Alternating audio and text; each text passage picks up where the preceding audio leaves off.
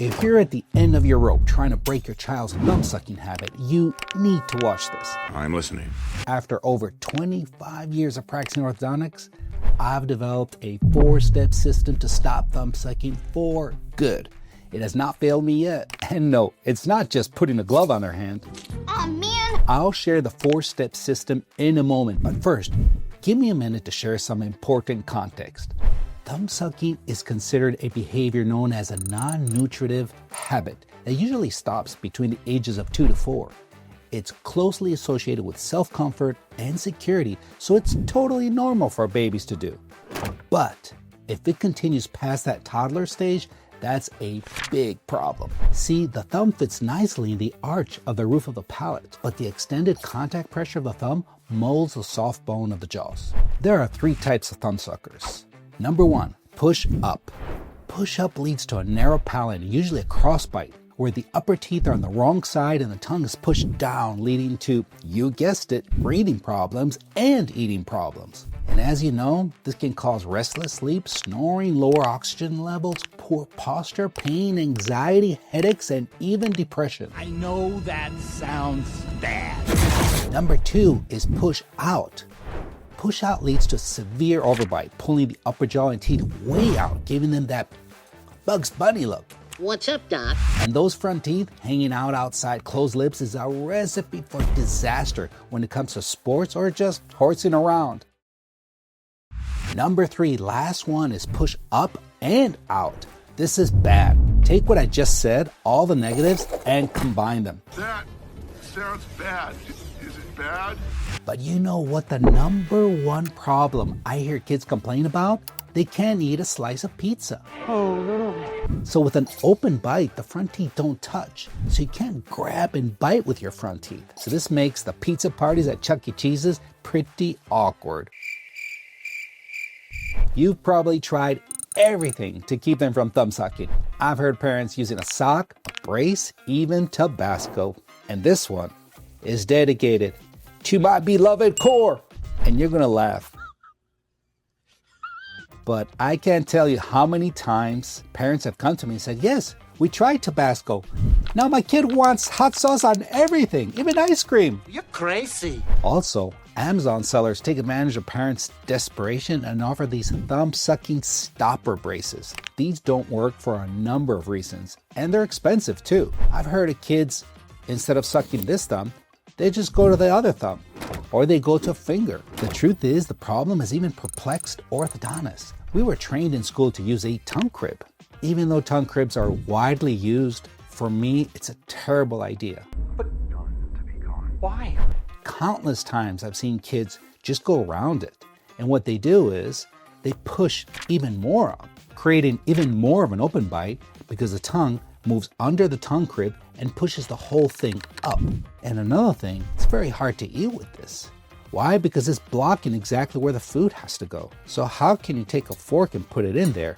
So there's also a nutrition factor right here, and also an inconvenience factor. I don't like the sound of that. But as I promised, you can break this habit permanently. Here's the concept. The thumb has claimed the most valuable real estate right in the center of the mouth. And that pushes everything that should be there away, like the tongue and the upper and lower jaws and teeth, causing all sorts of problems. Now, these 4 steps have yet to fail me, but you have to follow them exactly. Sometimes only step 1 is needed to break the habit, but that is so rare. So to be effective, you have to go through steps 1, 2, 3 in order to get to step 4, which is a game changer. Step 1, tongue tamers. This is the first crucial step that I use to help a child stop thumb sucking. How does it work? These little spikes are annoying. They're not only annoying to the thumb if you rest it there, but they're also annoying to the tongue. So what you're doing is you're automatically retraining that tongue not to go there. The tongue, when you swallow, should go up to the roof of the mouth. But in thumb suckers, because of that open bite in the front, it goes shooting straight out. So we gotta stop that. You got that right. So before we get to our next step in the system, give me a like and subscribe if you're getting value from this video. Step 2, metal expander. 2 things are going on with this one. 80 to 90% of all people have a narrow palate, which leads to crowding. So expanding this when they are children between the ages of 6 to 9 is critical because this is when their jawbone is still moldable and growing. Nice. It's also a perfect deterrent for thumb sucking. Here's how it works. It reclaims that lost real estate we talked about and doesn't allow the thumb to comfortably fit in the arch of the palate. That sounds good. Step 3, braces and elastics. If they've had an issue with thumb sucking past the age of 4, odds are we need to close that open bite and provide another barrier for that thumb. So that's where elastic bands come in to save the day. To infinity and beyond! After you put braces and a wire on top and bottom 4 front teeth, the adult teeth, you bring them together to close that open bite with elastics, also called rubber bands. And now this is also a perfect deterrent to thumb sucking since the bands act as a barrier for the thumb. Not today! Now for the serial offenders who still suck their thumbs, this is the last and most powerful step. I call it the mind game step number 4. Most of the kids I've helped know that thumb sucking just isn't cool. Not cool, man.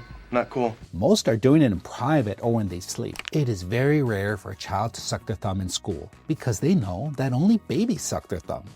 I want to share with you my toughest case, Liliana.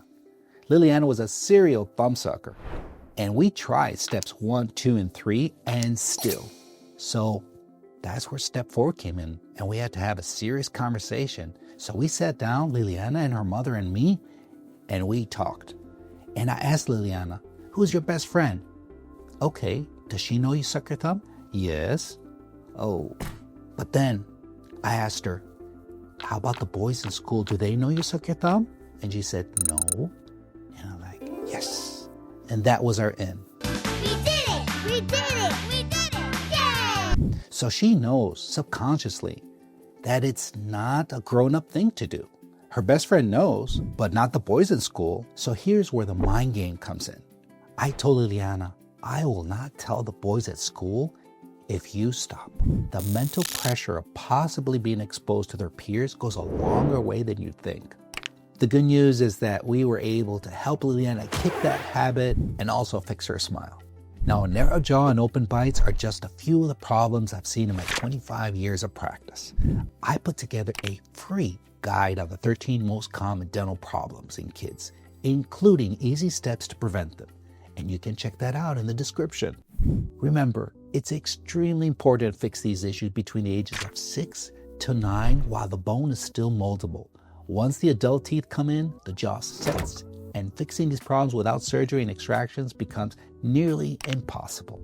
Dealing with the stress of all this can be overwhelming at times, and I hope the system works and brings you some peace. Speaking of peace, we have a million other things worrying us, and you may have already tried yoga, meditation, and breathing, just to name a few, but still no peace. I believe Jesus gave us the answer to get peace in John 16:33. These things I have spoken to you, that in me you may have peace. In the world you'll have trouble, but be of good cheer. I have overcome the world.